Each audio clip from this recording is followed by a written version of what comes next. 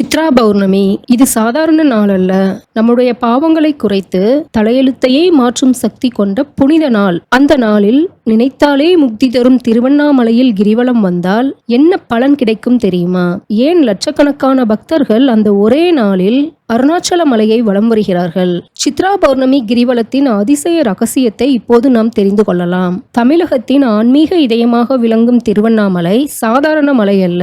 இது சிவபெருமானின் பஞ்சபூத தலங்களில் ஒன்று. அதிலும் திருவண்ணாமலை அக்னி தலம் என்று போற்றப்படுகிறது. இங்கு அருள் புரியும் இறைவன் அருணாச்சலேஸ்வரர், அம்பாளாக உண்ணாமலையம்மன். இந்த தலத்திற்கு மிகப்பெரிய பெருமை உண்டு. அது என்ன தெரியுமா? அதுதான் நினைத்தாலே முக்தி தரும் தலம் என்ற பெருமை. அதாவது திருவண்ணாமலையை மனதார நினைத்தாலே நமக்கு புண்ணியம் கிடைக்கும். அதனால் தான் இந்த தலம் மிகவும் சிறப்பு வாய்ந்தது. திருவண்ணாமலையில் சிவபெருமானே மலையாக வீற்றிருக்கிறார். அதனால் கோவிலுக்குள் சுற்றுவது போலவே அந்த மலையை வலம் வருவது மிக பெரிய புண்ணியமாக கருதப்படுகிறது.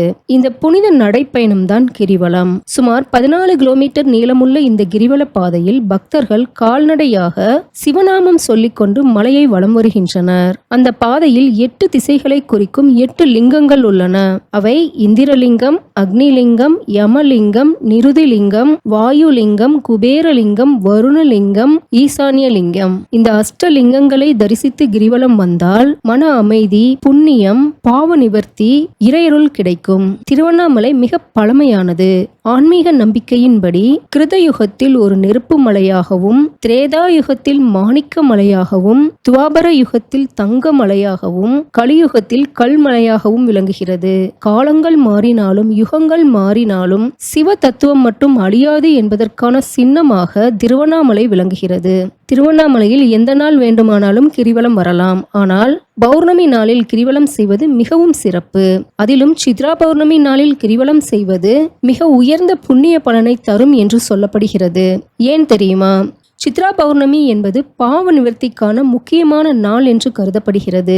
இந்த நாளில் இறைவனை மனதார வழிபட்டால் கடந்த கால பாவங்களிலிருந்து விடுபட வழி கிடைக்கும் என்று நம்பப்படுகிறது. அதனால்தான் சித்ரா பௌர்ணமி நாளில் திருவண்ணாமலையில் லட்சக்கணக்கான பக்தர்கள் கிரிவலம் வருகிறார்கள். இந்த நாளில் கிரிவலம் வருவது வருடம் முழுவதும் வரும் 12 பௌர்ணமிகளிலும் கிரிவலம் வந்த பலனை தரும். இந்த ஆண்டு 2026ஆம் ஆண்டில் சித்ரா பௌர்ணமி மே 1 வெள்ளிக்கிழமை வருகிறது.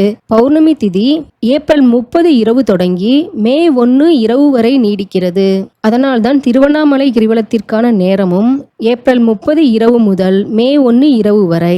ஆனால் பக்தர்கள் ஒரு விஷயத்தை கவனிக்க வேண்டும். கிரிவலம் செல்லும் முன் கோவில் நிர்வாகம் அல்லது உள்ளூர் அதிகாரிகள் அறிவிக்கும் நேரம், வழிமுறை, பாதுகாப்பு அறிவிப்புகள் ஆகியவற்றை கண்டிப்பாக சரிபார்த்து செல்ல வேண்டும். கிரிவலம் செல்லும் போது சில முக்கியமான முறைகளை பின்பற்ற வேண்டும் என்று பெரியவர்கள் கூறியுள்ளனர். முதலில் விநாயகரை வணங்க வேண்டும். அதன்பின் பூத நாராயண பெருமாளை வணங்கி கிரிவலத்தை துவங்குவது சிறப்பு. கோவிலின் கிழக்கு கோபுரம் அருகில் தொடங்கி மீண்டும் அதே இடத்தில் கிரிவலத்தை நிறைவு செய்வது வழக்கம். கிரிவல பாதையில் உள்ள கோவில்கள், ஜீவ சமாதிகள், அஷ்டலிங்கங்கள் ஆகியவற்றை பக்தியுடன் தரிசிக்க வேண்டும்.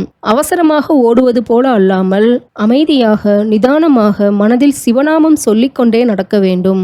ஓம் நமசிவாய என்ற நாமத்தை மனதில் ஜபித்தபடி நடப்பது மிகவும் சிறப்பு. திருவண்ணாமலை கிரிவலம் என்பது வெறும் நடைப்பயணம் அல்ல, அது ஒரு ஆன்மீக பயணம். நாம் எடுத்து வைக்கும் ஒவ்வொரு அடியும் இறைவனை நோக்கி நம்மை அழைத்து செல்லும் ஒரு படி. உடல் சோர்ந்தாலும் மனம் தெளிவடையும், கால்கள் வலித்தாலும் உள்ளம் அமைதியடையும். சுற்றிலும் ஆயிரக்கணக்கான பக்தர்கள் ஒரே நாமத்தை சொல்லிக்கொண்டு நடக்கும்போது அந்த இடமே ஒரு தெய்வீக சக்தி நிறைந்த தலமாக மாறுகிறது. அதனால்தான் திருவண்ணாமலை கிரிவலம் பக்தர்களின் வாழ்க்கையில் மறக்க முடியாத ஒரு அனுபவமாக மாறுகிறது. ஆனால் ஒரு விஷயத்தை மறக்கக்கூடாது. கிரிவலம் செல்லும் போது உடல் நலம் முக்கியம். தண்ணீர் எடுத்து செல்லுங்கள். கூட்ட நெரிசல் அதிகமாக இருக்கும் என்பதால் பொறுமையாக நடந்து கொள்ள வேண்டும். சுத்தமாக இருக்க வேண்டும். பிளாஸ்டிக் பொருட்களை எங்கும் வீசக்கூடாது. ஏனெனில் திருவண்ணாமலை என்பது ஒரு புனித தலம் மட்டுமல்ல, அது இறைவனின் வடிவமாகவே பார்க்கப்படும் மலை. இந்த சித்ரா பௌர்ணமி நாளில் திருவண்ணாமலையில் கிரிவலம் வந்து அருணாச்சலேஸ்வரரை மனதார தரிசிப்பது வாழ்க்கையில் பெரிய புண்ணிய பலனை தரும். நாம் எவ்வளவு தூரம் நடந்தோம் என்பது முக்கியமல்ல, எவ்வளவு பக்தியுடன் நடந்தோம் என்பதே முக்கியம். அருணாச்சலேஸ்வரனின் அருள் எல்லோருக்கும் கிடைக்கட்டும். ஓம் அருணாச்சலேஸ்வராய நமக. ஓம் நமசிவாய. நீங்கள் திருவண்ணாமலை கிரிவலம் சென்றிருக்கிறீர்களா?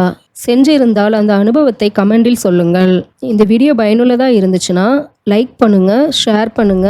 மேலும் இப்படியான ஆன்மீக கதைகள் மற்றும் தகவல்களுக்கு நம்ம குணா தமிழ் ஸ்டோரி சேனலை சப்ஸ்கிரைப் பண்ணுங்க.